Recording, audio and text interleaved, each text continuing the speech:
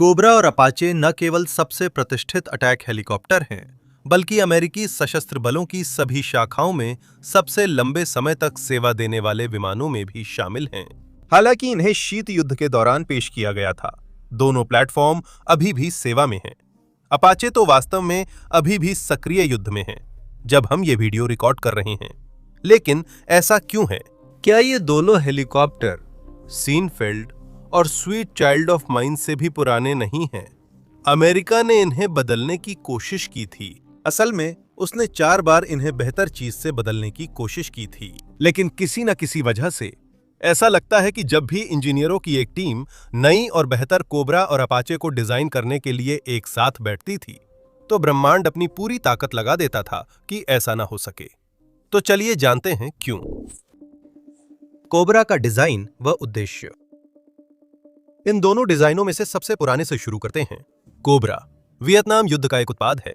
प्रसिद्ध UH-1 Huey ने बहुत जल्दी खुद को युद्ध में अनिवार्य साबित कर दिया था।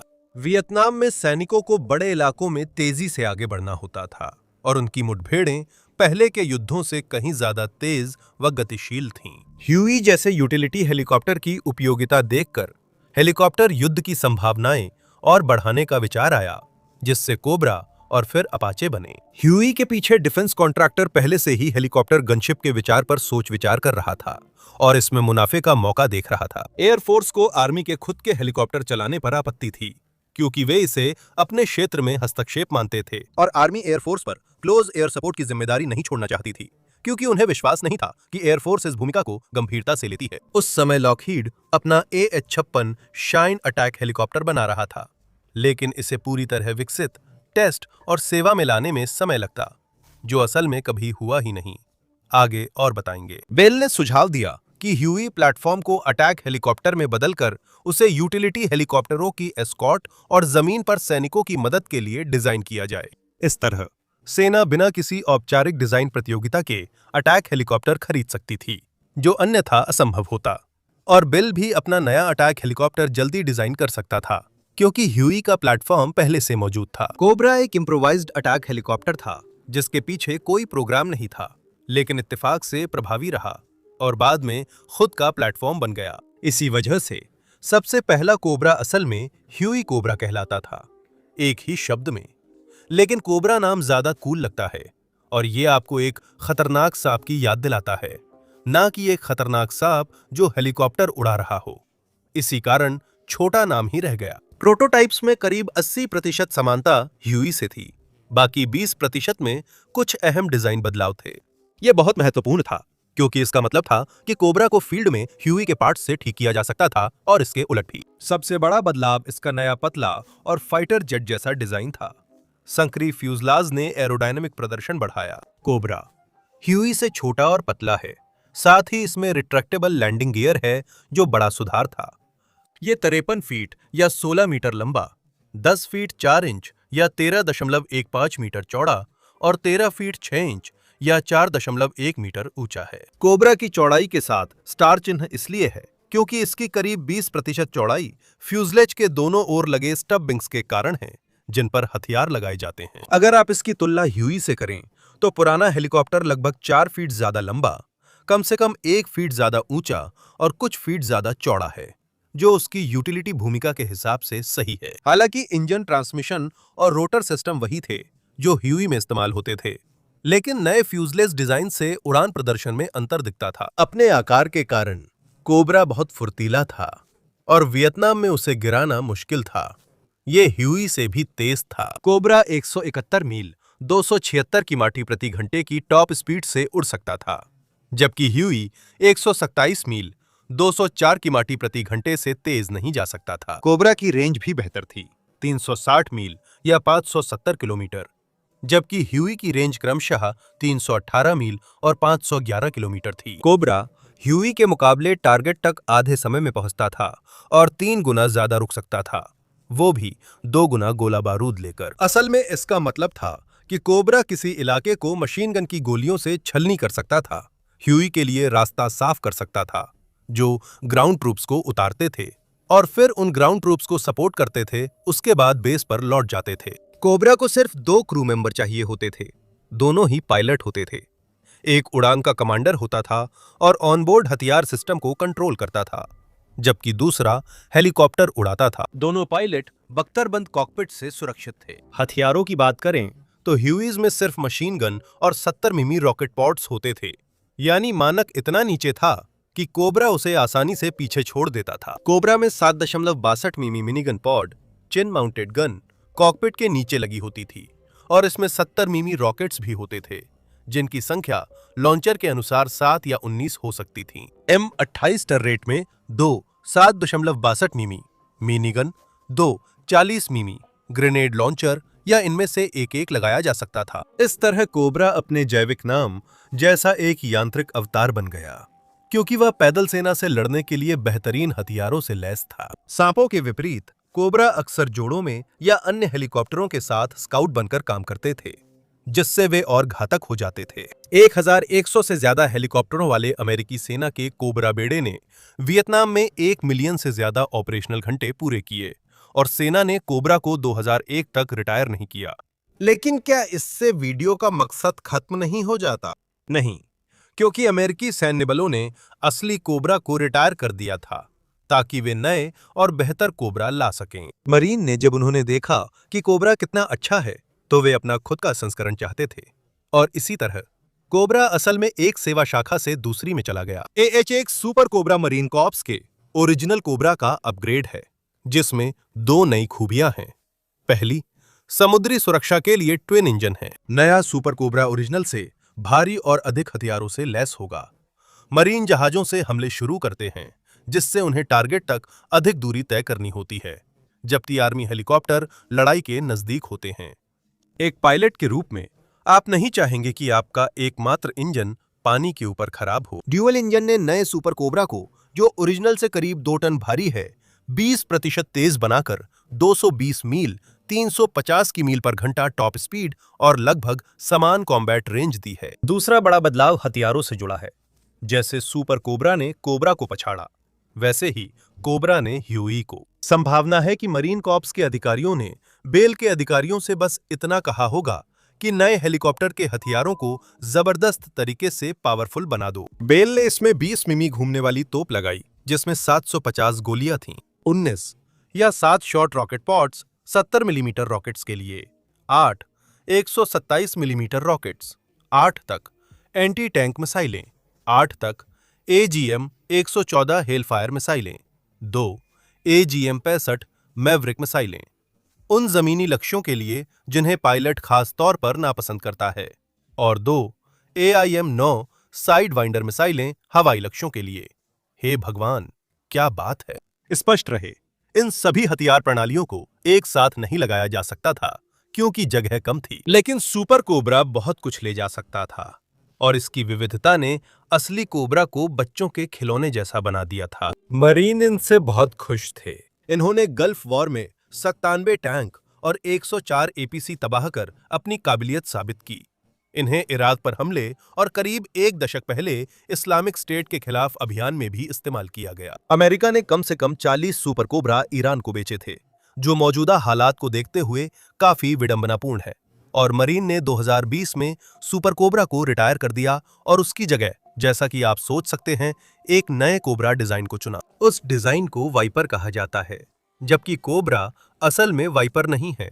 लेकिन पेंटागन में किसी को टेक्सोनॉमी की परवाह नहीं। इन्हीं गलत साफ वाले नामों की परंपरा जारी रखते हुए वाइपर 2010 में आया, और ये सुपर कोबरा का अपग्रेड है, जैसे सुपर कोबरा कोबरा का अपग्रेड था। सुपर कोबरा और कोबरा के 2 ब्लेड के बजाय वाइपर में नई पीढ़ी की कंपोजिट सामग्री से बने 4 रोटर ब्लेड हैं, जो इसकी जीवित रहने की क्षमता बढ़ाते हैं। रोटर ब्लेड्स को जहाजों पर जगह बचाने के लिए फोल्ड किया जा सकता है। इसमें energy absorbing landing gear, self sealing fuel tank और झटके सोखने वाली सीटें शामिल हैं, जिससे सुरक्षा बढ़ती है।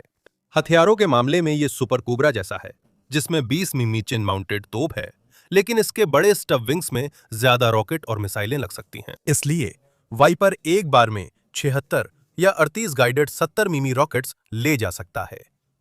2 AIM-9 एयर टू एयर मिसाइलों के साथ, या 16 तक हेलफायर एयर टू सरफेस मिसाइलों के साथ, या 8 तक जग एयर टू सरफेस मिसाइलों के साथ मिलाकर कुल मिलाकर यह एक ज्यादा व्यापक और बेहतर हथियारों से लैस अटैक हेलीकॉप्टर प्लेटफॉर्म बन जाता है। कई बदलावों के बाद भी ये कोबरा ही है। ये आकार में कोबरा हेलीकॉप्टर जैसा है जो वियतनाम में उड़ते थे और यहाँ मुख्य रूप से क्लोज एयर सपोर्ट के लिए है, साथ ही एयर टू एयर एंगेजमेंट भी कर सकता है। वाइपर मरीन कॉर्प्स के एविएशन कॉम्बैट एलिमेंट में अब प्रमुख अटैक हेलीकॉप्टर फ्लीट हैं जिन्होंने सुपर कोबरा की जगह ली है और कोबरा की विरासत को अमेरिकी सशस्त्र बलों में लगभग 100 साल तक बढ़ाया है। पहले बताया गया था कि मरीन को अपना कोबरा हेलीकॉप्टर चाहिए था। उन्हें सुपर कोबरा मिला जब अमेरिकी सेना ने कोबरा डिजाइन छोड़ दिया था। आपने ये सोचा होगा कि सेना ने भी सुपर कोबरा को क्यों नहीं अपनाया, जबकि ये हर लिहाज से कोबरा का एक बेहतर संस्करण है। सीधा जवाब यह है कि सेना उसी समय एक बिल्कुल नया अटैक हेलीकॉप्टर विकसित कर रही थी। वो हेलीकॉप्टर है अपाचे। सेना को वियतनाम में कोबरा की बजाय AH-56 शाइन उड़ाना था, लेकिन बाद में प्रोजेक्ट रद्द हो गया। सेना ने कोबरा के बाद एडवांस्ड अटैक हेलीकॉप्टर प्रोजेक्ट शुरू किया, जिससे अपाचे बना। यह डिजाइन कोबरा से अलग था, लेकिन सेना में उसी अटैक हेलीकॉप्टर की भूमिका निभाता था। बस ये तेज, संभालने में आसान, बेहतर हथियार, जीवित रहने की क्षमता और रेंज के साथ था। कॉकपिट और 4 रोटर ब्लेड 23 मिमी गोलियों को झेल सकते हैं। कॉकपिट में एक पायलट हेलीकॉप्टर उड़ाता है और दूसरा गनर होता है, जैसे कोबरा में। अपाचे अपने जुड़वा इंजनों की बदौलत, जिनमें से हर एक लगभग 1700 हॉर्स पावर देता है, 10 मीट्रिक टन से ज्यादा कुल वजन के साथ उड़ान भर सकता है और इसका मतलब है कि ये अपने साथ काफी ज्यादा हथियार ले जा सकता है। मुख्य गन 30 मिमी M230 चेनगन है, जिसमें 1200 राउंड होते हैं। कोबरा के मुकाबले इसका सबसे बड़ा अपग्रेड है कि यह सुपर कोबरा की तरह ज्यादा रॉकेट और मिसाइलें ले जा सकता है। स्टब विंग्स में 4 पाइलॉन हैं, जिन पर 70 मिमी rocket, air to air, air to surface और एंटी टैंक मिसाइलें लग सकती हैं। हथियारों की संयोजना बहुत लचीली है, ठीक वैसे ही जैसे सुपर कोबरा में, और यह मिशन के प्रकार पर निर्भर करता है। बख्तरबंद लक्ष्यों या टैंकों के खिलाफ भूमिका में अपाचे 16 हेलफायर मिसाइल ले जा सकता है। कवर देने वाली भूमिका में, जिसमें अपाचे को बख्तरबंद लक्ष्यों और हल्के बख्तरबंद इन्फेंट्री दोनों से निपटना होता है। ये 8 हेलफायर मिसाइलें और 38 रॉकेट ले जा सकता है और साथ में इसकी 30 मिलीमीटर की गन भी होती है, जो हल्के बख्तरबंद वाहनों को चीर कर रख देती है। साथ ही एक रॉकेटों से लदा एस्कॉर्ट विन्यास भी है, जिसमें अपाचे 176 रॉकेट्स ले जाता है। अपाचे 1984 में आधिकारिक रूप से अपनाया गया और आज भी सेना में है। ये अपनी रात में अभियानों की दक्षता के लिए प्रसिद्ध है। गल्फ युद्ध में 270 अपाचे हेलीकॉप्टरों ने 278 इराकी टैंक और कुल 500 से ज्यादा वाहन नष्ट किए। लड़ाई में सिर्फ एक अपाचे खोया, उसके चालक दल के सदस्य बच गए। 21वीं सदी में अपाचे का रिकॉर्ड कमजोर रहा, क्योंकि मध्य पूर्व में वे मक्खियों की तरह गिरने लगे। आंशिक रूप से उनकी दुश्मन की अग्रिम पंक्तियों के पीछे अकेले कार्रवाई करने की क्षमता को बढ़ा चढ़ाकर आंकने और फ्यूजलाज के राइफल गोलीबारी के प्रति संवेदनशील हिस्सों के कारण। यह काफी हैरान करने वाला है, क्योंकि जैसा कि बताया गया है, कॉकपिट 23 मिलीमीटर की गोलियों की मार झेल सकता है। हम अपाचे हेलीकॉप्टर की कहानी पर पूरा वीडियो बना सकते हैं, लेकिन संक्षेप में जिसे फ्लाइंग टैंक कहा गया, वो असल में उतना मजबूत नहीं था। इसके बावजूद सेना अभी भी अपाचे पर निर्भर है, भले ही रिकॉर्डिंग के समय इसकी उम्र ठीक 40 साल है और वास्तव में यह फिलहाल ईरान में लड़ाई कर रहा है। सुपर कोबरा भी ठीक उसी समय से सेवा में है जब से उसने कोबरा की जगह ली थी, और इसे भी सिर्फ एक और कोबरा के लिए रिटायर किया गया है। लेकिन असल में ये सभी एक ही प्लेटफॉर्म है और इससे सवाल उठता है, आखिर इन दोनों अटैक हेलीकॉप्टर प्लेटफॉर्म्स में ऐसा क्या खास है कि संयुक्त राज्य अमेरिका इन्हें बदल नहीं पा रहा है। सभी असफल अटैक हेलीकॉप्टर प्रोग्राम। संयुक्त राज्य अमेरिका का पहला असफल attack helicopter programme Lockheed AH-56 Cheyenne था, जिसका पहले भी जिक्र हुआ है। असल में ये पहला अमेरिकी समर्पित अटैक हेलीकॉप्टर बनने वाला था, लेकिन कोबरा का विकास तेज और बिना सरकारी अड़चन के हुआ, इसलिए उसे पहले तैनात किया गया। सेना ने 1964 में advanced aerial fast support system programme शुरू किया, जिसमें 3 मुख्य जरूरतें थीं। अटैक हेलीकॉप्टर को 224 मील या 361 किलोमीटर प्रति घंटे की क्रूज स्पीड, 250 मील या 410 किलोमीटर प्रति घंटे की डैश स्पीड और 6000 फीट या 1800 मीटर की ऊंचाई पर होवर करने की क्षमता हासिल करनी थी। पीछे मुड़कर देखें से ये आवश्यकताएं दिलचस्प हैं, क्योंकि 4 असली डिजाइनों में सिर्फ वाइपर ही इन्हें पूरा कर पाई। लेकिन सेना को ऐसा अटैक हेलीकॉप्टर चाहिए था जो वो उन यूटिलिटी हेलीकॉप्टरों से कहीं ज्यादा तेज हो जिन्हें उसे एस्कॉर्ट करना था। 1966 की शुरुआत में कोबरा प्रोडक्शन शुरू होते ही लॉकहीड को टेस्ट प्रोटोटाइप बनाने की अनुमति मिल गई थी। स्टब विंग्स के विपरीत, जिन्हें हम आमतौर पर हेलीकॉप्टरों पर देखते हैं, शाइन के पास फिक्स्ड विंग्स थे, जिससे इसकी स्पीड परफॉर्मेंस बेहतर हुई।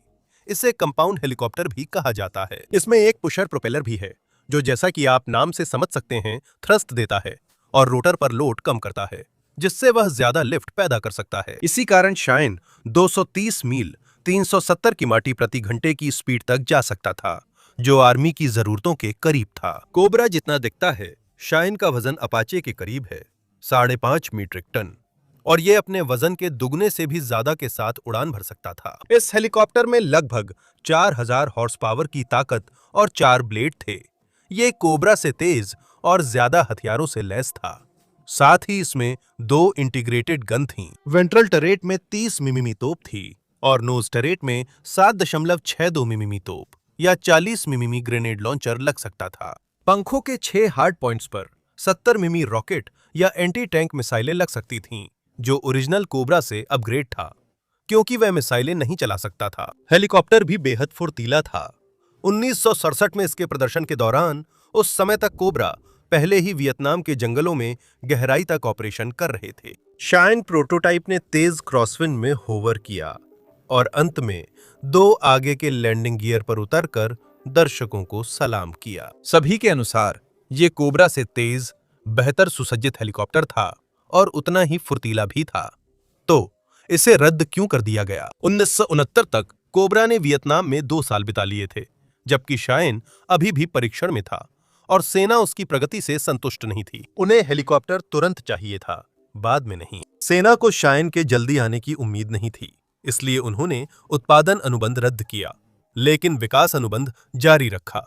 उम्मीद थी कि समस्याएं, जिनमें एक में परीक्षण पायलट की जान गई थी, आगे ठीक हो जाएंगी। समस्याएं आखिरकार ठीक हो गईं, लेकिन विकास कार्यक्रम फिर भी 1972 में रद्द कर दिया गया। सच कहूं तो शाइन को बस गलत समय पर विकसित किया जा रहा था। यह तब विकसित हो रहा था जब कोबरा युद्ध में था और उस समय की इंजीनियरिंग चुनौतियों जैसे अधिक वजन से जूझ रहा था। डिजिटल हथियार प्रणालियां विकसित हो रही थीं, जबकि शाइन एनालॉग प्रणालियों के साथ बनाई गई थीं, जो जल्द ही पुरानी पड़ गईं। अंततः वियतनाम में अमेरिकी भागीदारी घट रही थी, जिससे सेना को हमले के हेलीकॉप्टर की तुरंत जरूरत नहीं रही। अब वे शाइन रद्द कर नया कार्यक्रम शुरू कर सकते थे और आधुनिक हेलीकॉप्टर के विकास में समय ले सकते थे, जिससे हमें अपाचे मिला। और अगला है बोइंग सिकोर्स्की RAH-66 कोमांच, यानी वो सबसे कूल हेलीकॉप्टर जिसे हम सेवा में कभी नहीं देख पाए। कोमांच लाइट हेलीकॉप्टर एक्सपेरिमेंटल प्रोग्राम का नतीजा था, जिसका उद्देश्य कोबरा और OH-58 कियोवा हेलीकॉप्टरों को बदलना था। कियोवा पूरी तरह अटैक हेलीकॉप्टर नहीं था, लेकिन उसने टोही, यूटिलिटी और तेज समर्थन भूमिकाएं निभाईं। कोमांच को भी वही भूमिका निभानी थी, लेकिन बेहतर हथियारों के साथ, जिससे वो अटैक और सपोर्ट दोनों में और तैयार रहता। कोमांच का विकास 1980 के दशक के अंत में शुरू हुआ था और इसे एक स्टेल्थ हेलीकॉप्टर के रूप में डिजाइन किया गया था, जिससे ये कोबरा और अपाचे की तुलना में एक बड़ा अपग्रेड बन जाता। इसकी बाहरी सतहों पर रडार अवशोषी सामग्री और इंफ्रारेड संकेत कम करने वाला पेंट था, जिससे इसकी रडार क्रॉस सेक्शन अपाचे से 360 गुना कम हो गई। इसमें यह भी मददगार था कि कोमांच अपाचे से लगभग 12 फीट छोटा था। इसकी आवाज का स्तर भी मौजूदा तुलनीय हेलीकॉप्टरों की तुलना में काफी कम थी, जिसका श्रेय इसके झुके हुए टेल रोटर और मुख्य रोटर की सभी 5 ब्लेड्स में इस्तेमाल की गई कॉम्पोजिट सामग्री को जाता है। कोमांच की खासियत इसकी रात और हर मौसम में काम करने वाली एवियोनिक्स थी, जिससे ये अपाचे के लिए किसी भी हालात में स्काउटिंग के लिए उपयुक्त था। इसके हथियारों की बनावट मौजूदा डिजाइनों से बेहतर थी। इसमें 20 मिमी रोटरी तोप थी, जो न इस्तेमाल होने पर पीछे मुड़कर अंदर चली जाती थी, जिससे हेलीकॉप्टर का रडार क्रॉस सेक्शन कम होता था। इसी उद्देश्य से इसे आंतरिक मिसाइल भंडारण के साथ डिजाइन किया गया, जबकि अन्य हेलीकॉप्टर बाहरी पायलॉन पर निर्भर हैं। ये 6 air to ground 12 air to air missile या 24 70 मिमी रॉकेट ले सकता था।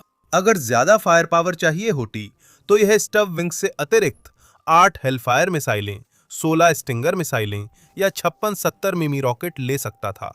हालांकि इससे स्टेल्थ क्षमता थोड़ी घट जाती। अपने छोटे आकार के बावजूद ये 8 टन वजन के साथ उड़ सकता था और लगभग 190 मील या 300 किलोमीटर प्रति घंटे की रफ्तार से क्रूज करता था, जबकि अधिकतम गति करीब 200 मील या 324 किलोमीटर प्रति घंटा थी। ऐसे डिजाइन के साथ कोमांच असफल हो ही नहीं सकता था, है ना? 2000 के दशक की शुरुआत में सेना करीब 1200 कोमांच खरीदने जा रही थी ताकि वे स्काउट और हल्के अटैक हेलीकॉप्टर की भूमिका निभा सकें। लगभग तय ही था कि पहले कोमांच 2006 में डिलीवर कर दिए जाएंगे। टेस्टिंग और आगे के अपग्रेड्स बड़ी सफलता के साथ चलते रहे, जब तक कि सेना ने अचानक 2004 में इस प्रोग्राम पर सारा काम बंद करने की घोषणा नहीं कर दी। इसके 4 कारण हैं। सबसे बड़ा कारण था कि शीत युद्ध खत्म हो चुका था और अब बड़ी अपग्रेड्स जरूरी नहीं थीं। इस विषय को हम आगे विस्तार से कवर करेंगे, लेकिन 20वीं सदी के दूसरे भाग में हेलीकॉप्टरों का विकास इस विश्वास से हुआ कि सोवियत संघ और नाटो का युद्ध आधुनिक जर्मनी में होगा, जिसमें हेलीकॉप्टरों की अहम भूमिका होगी। इसी वजह से कोमांच को 1400 मील की फेरी रेंज के साथ डिजाइन किया गया था। ये लगभग एक बार में अटलांटिक के ऊपर उड़ सकता था। 90 के दशक के अंत और 2000 के शुरुआती वर्षों में इस तरह के निवेश की अब जरूरत नहीं रह गई थी, क्योंकि ये साफ हो गया था कि रूस का नाटो के साथ युद्ध शुरू करने का कोई इरादा नहीं है, कम से कम निकट भविष्य में तो नहीं। दूसरी बात, पहले से कई अपाचे थे जो स्टेल्थ में उतने अच्छे नहीं थे, लेकिन कोमांच के लिए नई प्रोडक्शन और मेंटेनेंस नेटवर्क चाहिए था, जो लागत के हिसाब से सही नहीं था। तीसरी बात, उस समय ड्रोन स्काउट की भूमिका में तेजी से बेहतर हो रहे थे और जल्द ही सभी सैन्य शाखाओं के मुख्य टोही बन जाते। यह आकलन बिल्कुल सही निकला।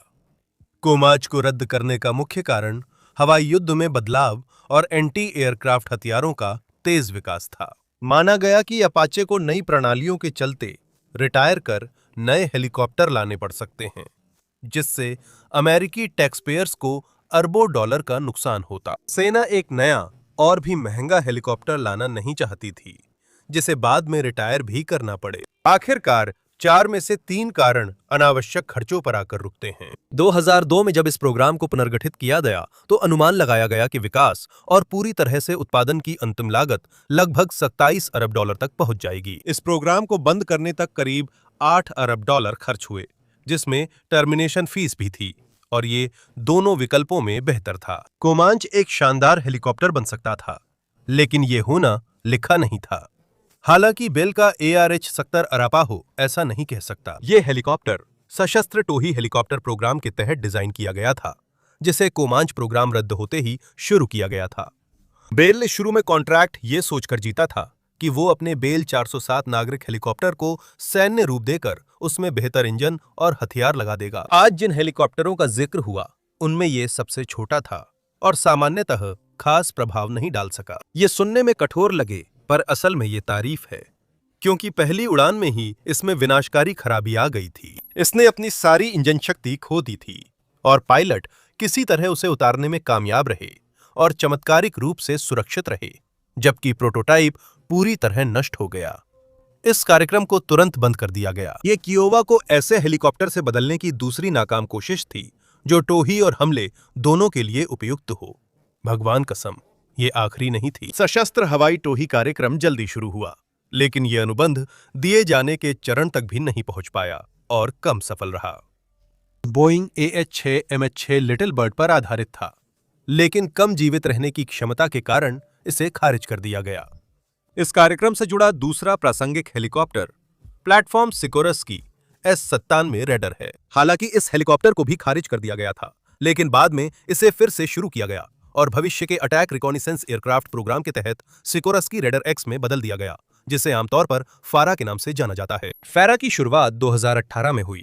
तब तक कियोवा रिटायर हो चुका था और सेना को स्काउट के लिए अपाचे का उपयोग करना पड़ा। फारा का उद्देश्य फिर स्काउट प्लस अटैक हेलीकॉप्टर था और 2 हेलीकॉप्टर डिजाइनों को शुरुआती विकास अनुबंध मिला, ताकि अंतिम रूप के बाद फ्लाई ऑफ प्रतियोगिता हो और विजेता चुना जाए। वे 2 डिजाइन सिकोरस की रेडर एक्स और बेल 360 इन्विक्टस थे। रेडर एक्स एक कंपाउंड हेलीकॉप्टर था जिसमें दो कोएक्सियल रोटर एक दूसरे के ऊपर और एक पुशर प्रोपेलर था। ये एक बेहद तेज हेलीकॉप्टर था जिससे लगभग 290 मील या 460 किलोमीटर प्रति घंटे की रफ्तार तक पहुंचने की उम्मीद थी और शायद उससे भी ज्यादा। माना जा रहा था कि यह बहुत फुर्तीला होगा, लेकिन इसके स्टेल्थ क्षमताओं या हथियारों की जानकारी सीमित है। बस एक 0.50 कैलगन और कोमांच जैसे इंटीग्रेटेड मिसाइल रॉकेट पॉड्स ही पता हैं। बेल का 360 इन्विक्टस लगभग 230 मील 370 किमी प्रति घंटे की रफ्तार पर कुछ धीमा था।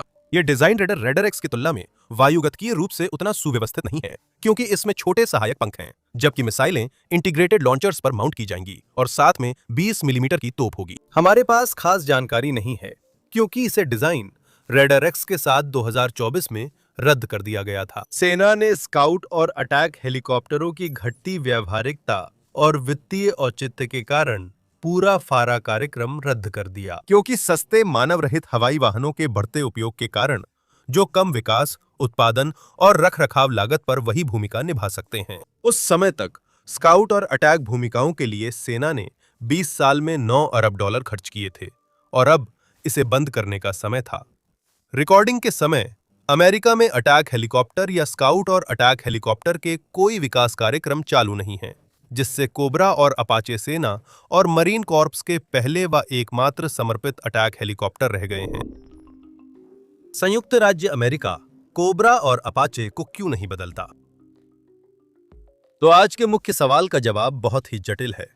तो हम ये कहकर शुरू करेंगे, अमेरिकी शस्त्रागार में मौजूदा अटैक हेलीकॉप्टरों ने अपनी उपयोगिता साबित कर दी है। अपाचे ने कुछ हद तक अपनी कमजोरियां दिखाई हैं, लेकिन यह भी ध्यान देने वाली बात है कि 40 साल पुराना यह हेलीकॉप्टर अभी भी सक्रिय युद्ध में है और हमला करने के साथ साथ स्काउटिंग की भूमिका भी निभा रहा है। कोबरा प्लेटफॉर्म ने साबित किया है कि यह विकसित हो सकता है क्योंकि मौजूदा कोबरा वाइपर इसी डिजाइन की तीसरी पीढ़ी है। दूसरी बात, पिछले 20 सालों में बहुउद्देशीय हेलीकॉप्टर, ड्रोन और हाल ही में बिना पायलट वाले हेलीकॉप्टर सामने आए हैं। उदाहरण के लिए यूहॉक मूल रूप से एक बिना पायलट वाला ब्लैक हॉक है जिसमें स्वायत्त क्षमताएं हैं और यह हथियार भी लॉन्च कर सकता है।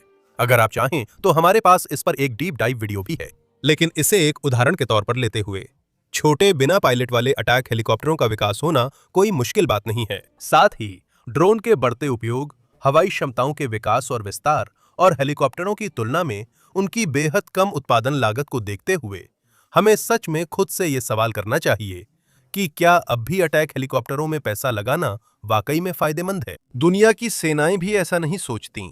सब अपने संसाधन मानव रहित लड़ाकू विमानों पर ही लगा रही है। 2000 के दशक की शुरुआत से ड्रोन के बढ़ते उपयोग ने स्काउट और अटैक हेलीकॉप्टरों की जरूरत को काफी प्रभावित किया है। ये भी कहना चाहिए कि अटैक हेलीकॉप्टर का विचार खास परिस्थितियों से निकला था और अमेरिका, सोवियत संघ व रूस के लिए इसका विकास शीत युद्ध से प्रेरित था। दोनों पक्षों ने जितना संभव हो सके उतने हथियार विकसित किए और जमा किए, और चूंकि युद्ध कभी गर्म नहीं हुआ, इसलिए उन हथियारों की वास्तविक क्षमता कभी सामने नहीं आ पाई। यही हमें शायद नए अटैक हेलीकॉप्टरों के विकास के खिलाफ सबसे गंभीर तर्क की ओर ले जाता है।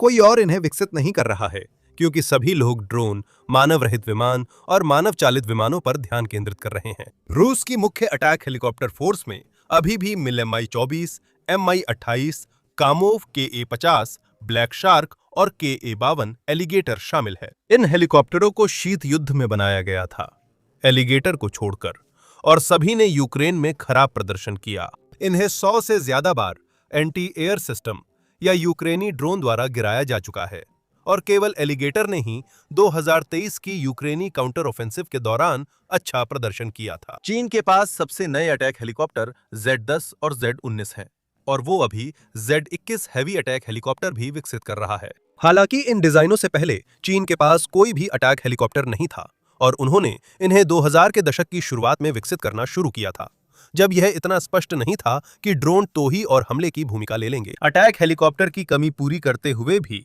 चीनी लोग सतर्क रहे और लगभग 200 Z-19 व इतने ही Z-10 हेलीकॉप्टर बनाए। यूरोकॉप्टर टाइगर के 175 यूनिट, फ्रांस, जर्मनी, ऑस्ट्रेलिया और स्पेन की सेनाओं में हैं। फ्रांसीसी और ऑस्ट्रेलियाई सेनाएं नेटो के लिए अहम हैं, लेकिन वे अटैक हेलीकॉप्टरों में ज्यादा निवेश जरूरी नहीं मानती।